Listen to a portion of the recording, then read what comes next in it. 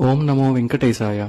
టీటీడీలో కొత్తగా నియమించబడిన ఈవో గారు తీసుకున్న కొన్ని నిర్ణయాల గురించి ఇప్పుడు ఒకసారి చూద్దాం.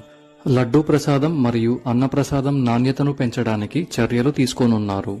రద్దీ సమయంలో సర్వదర్శనం క్యూలైన్ ని పర్యవేక్షించడానికి కొత్త ఏఈఓనే నియమించనున్నారు. శ్రీవారి మెట్టు దివ్యదర్శనం టోకన్లు మునుపటిలాగా 1200 మెట్టు దగ్గర స్కానింగ్ చేసేలా ఏర్పాటు. ఆర్టీసీ మరియు టూరిజం కోటా టికెట్లు దుర్వినియోగం కాకుండా చూసేలా చర్యలు. తిరుమలలో తరచూ గదులు పొందే దళారీలు మరియు వ్యక్తులపై చర్యలు తీసుకునేలా నిర్ణయం. రానున్న వర్షాకాలంలో ఘాట్ రోడ్ల భద్రత దృష్ట్యా సిద్ధంగా ఉండాలని ఇంజనీరింగ్ విభాగానికి ఆదేశాలు. క్యాంటీన్లు, హోటళ్ల బయట ఆహార పదార్థాల రేట్లు తెలియజేస్తూ బోర్డుల ఏర్పాటు. భక్తుల కోసం దర్శనాలకు పట్టే సమయాలను తెలియజేయడం కోసం వివిధ ప్రాంతాలలో బోర్డును ఏర్పాటు చేయనున్నారు. ఓం నమో వెంకటేశాయ.